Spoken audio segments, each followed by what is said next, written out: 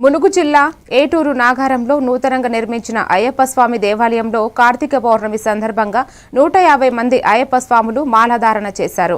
మాలాధారణ చేయాలంటే భద్రాచలం సుబ్రహ్మణ్య టెంపుల్ హరిహర క్షేత్రం వెళ్లి అయ్యప్ప స్వాములు దీక్షమాల వేసుకునేవారు. ఇప్పుడు ఏటూరు నాగారం మండలంలో 6 మండలాల అయ్యప్ప భక్తులు ఏటూరు నగరంలోనే మాలాధారణ చేసుకోవడానికి అనువైన ప్రదేశం ఉంది.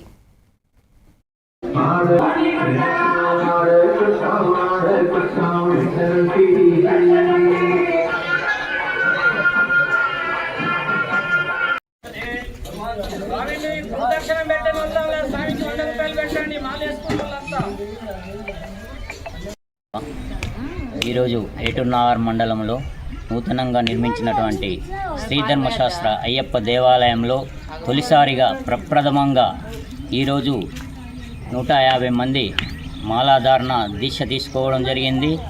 ఆలయ అభివృద్ధికి స్వాములందరూ నిరంతరం కృషి చేయాలని ఆలయ కమిటీ తరపున కోరుచున్నాము.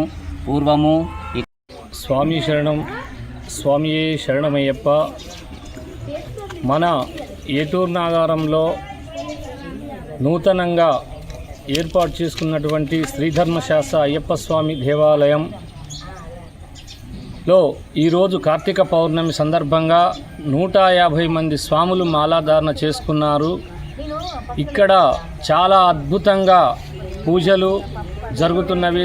మాలలకు స్వామివారి విగ్రహంతో పాలు, అభిషేకాలు, పంచామృతాలు చేసి స్వాములకు మాలలు వేయడం జరుగుతుంది.